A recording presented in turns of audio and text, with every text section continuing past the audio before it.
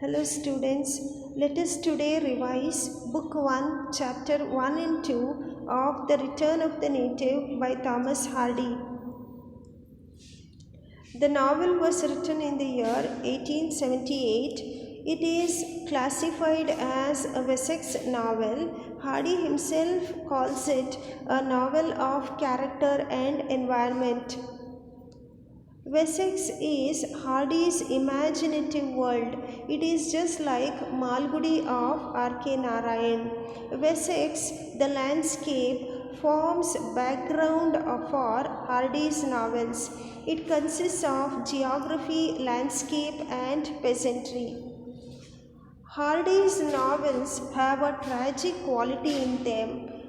The characters in the novel contradict each other. There is also an element of coincidence and fatalism. By fatalism, I mean the dominance of fate or destiny. Whatever the characters do, destiny overpowers them. It has a negative effect on whatever efforts they put in their life. So what is bound to happen will happen in spite of the efforts put in by the characters in the novel. Hardy contradicts the immutability of nature with the mutability of human life. Mutability means change. The human beings keep changing throughout the novel. They appear and disappear, whereas the nature remains unchanged, immutable. It is a mute spectator to all the action that takes place in the novel. Hardy also contrasts the bigness of nature with the littleness of man. The first book of the novel is titled The Three Women. The first chapter's title is as follows: A Phase on Which Time Makes Little Impression. It is about Egdon Heath, the background, the landscape of the novel. The novel begins on a Saturday afternoon in November. Hardy describes Egdon Heath as a vast tract of undisclosed wild. He also calls Egdon Heath a near relation of the night. Night and Egdon Heath both have the same qualities in them. They are dark, mysterious. When other things slept, Egdon Heath appeared to awaken and listen. It is waiting to see what will happen in the area.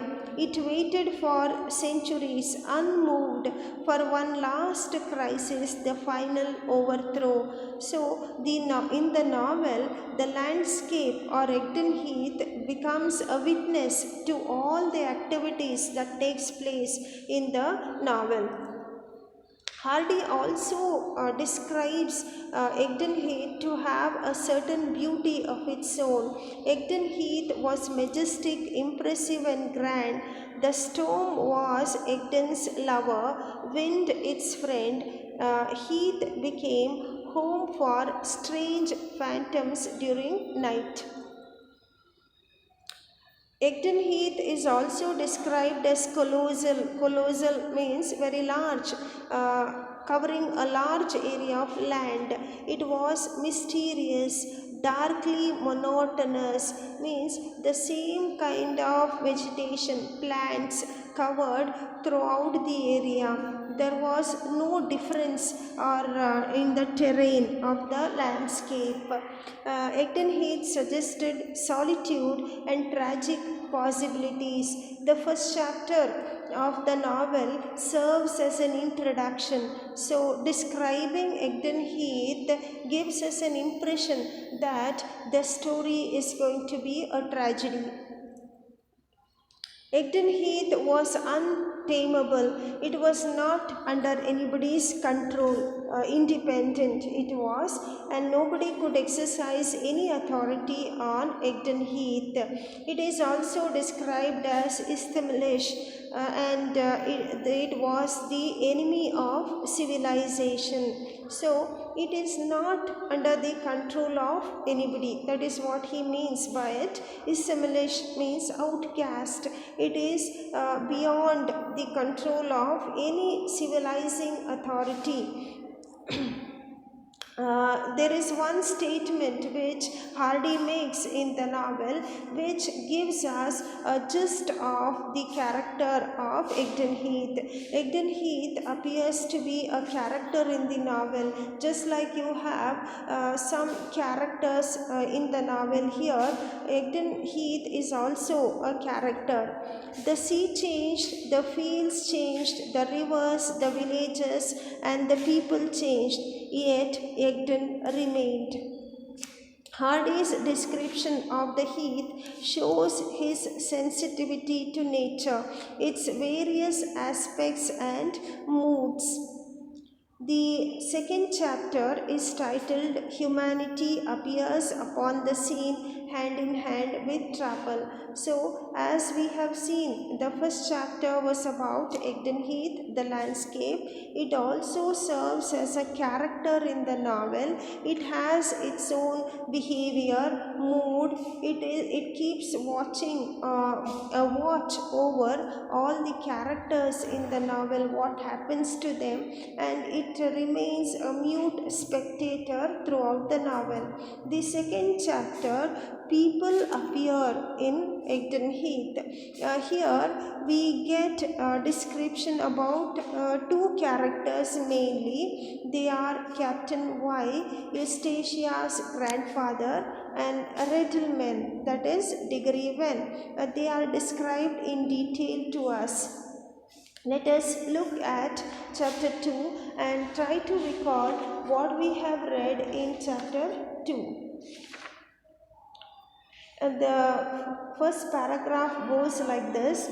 Along the road walked an old man. He was white-headed as a mountain, bowed in the shoulders, and faded in general aspect. He wore a glazed hat, an ancient boat clock, and shoes, his brass buttons bearing an anchor upon their face. In his hand was a silver-headed walking stick, which he used as a veritable third leg. Now, Captain Y is an old man. He served in the Navy for some years. Now he is settled in Egdon Heath. So he has the habit of walking in the evenings, happens to meet the Redelman, Diggory Wen, on the road. Diggory Wen is traveling in a van. The van is described to us. When he drew nearer, he perceived it to be a spring van. Here the line describes Captain Y, who is walking along a road, and he happens to see the vehicle in which Diggory Wen is traveling. So the van appeared ordinary in shape but singular in color, this being a lurid red. Now it was very uncanny, that is abnormal, because the van contained a red color in it, but later he could recognize the van to be that of a Redelman. The driver walked beside it, and like his van, he was completely red. One dye of that tincture covered his clothes, the cap upon his head, his boots, his face, and his hands. He was not temporarily overlaid with the color, it permeated him. So, that is the description of Diggory Wen that we get. The entire body of Diggory Wen was covered in red, and immediately Captain Y knew that the van belonged to a Redelman who sold a Redel to the sheep. It is kind of a red color, and Hardy also comments here that Redelman was one of a class rapidly becoming extinct in Wessex. So these kind of people or people following this profession or job were not to be seen in numbers, in many numbers. They were very rare. Only a few could be seen in the Wessex landscape. Describing the Riddleman, we get a chapter here. A paragraph here. He was a young man, and his face was handsome. That is the description we get of De Greven. His eye, which glared so strangely through his stain, was in itself attractive, keen as that of a bird of prey, and blue as autumn mist. He had neither whisker nor mustache, which allowed the soft curves of the lower part of his face to be apparent. So Degreven is described as a handsome young man wearing very good clothes, fine quality clothes, and he doesn't seem to be a Riddleman at all. So in the end of the paragraph we read like this: the natural query of an observer would have been, why should such a promising being as this have hidden his prepossessing exterior by adopting that singular occupation? So the Riddleman looked out of place. He was not a creature to be he was not a creature who would take up the profession of a Riddleman. As the two, that is Captain Y and Degreven, meet each other, they begin a conversation, and in this conversation, the old man, Captain Y, asks Riddleman from where this Riddleman has been traveling. And though the Riddleman doesn't want to disclose many details about his travel, from where he is coming and where he is going, few things are revealed. That is, the Riddleman is coming from a place called Anglebury, and the old man happens to know that place. He says, I know the town very well. What was she doing there? Now, we also get to know that there is a woman inside Degreven's van, and that woman has been crying all the while. The old man notices this, asks Degree whether the woman inside his van is beautiful, and whether the woman is his wife. And Degreven tells him that the woman indeed is beautiful, but she is not his wife. She is above him in the social class. So, though Degreven doesn't give much details about the woman, Captain Y is able to guess who could that be. He asks him whether the woman is the girl of Bloomsend, who has been talked about more or less lately. If so, I know her and I can guess what has happened. So the old man is able to guess that the woman traveling in Degreven's van may be Thomasin Eobright.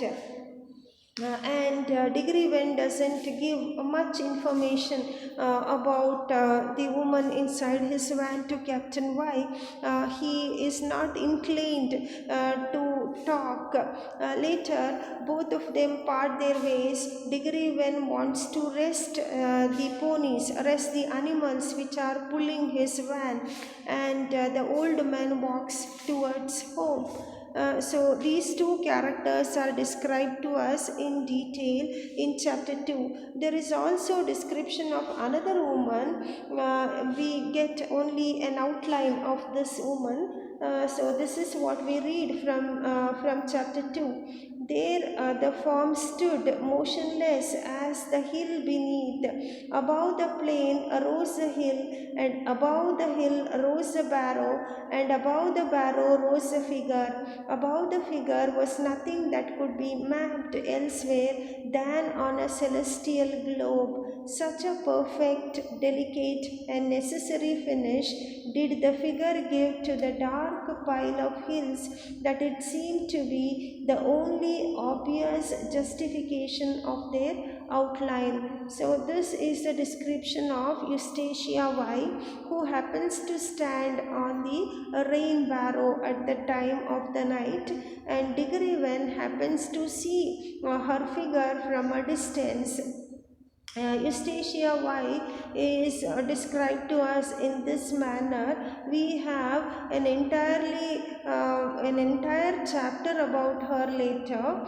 So we get a hazy description about her here, and she stands in that place for quite a long time. And later, she is described by a group of people who come there with fagots in their hands. They are going to have a bonfire. It was customary for them to have that bonfire in November.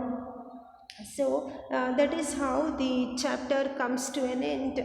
Now, after describing landscape or Egdon Heath in full detail, in chapter 2, we get a description of few characters here, and the title of this chapter is very big.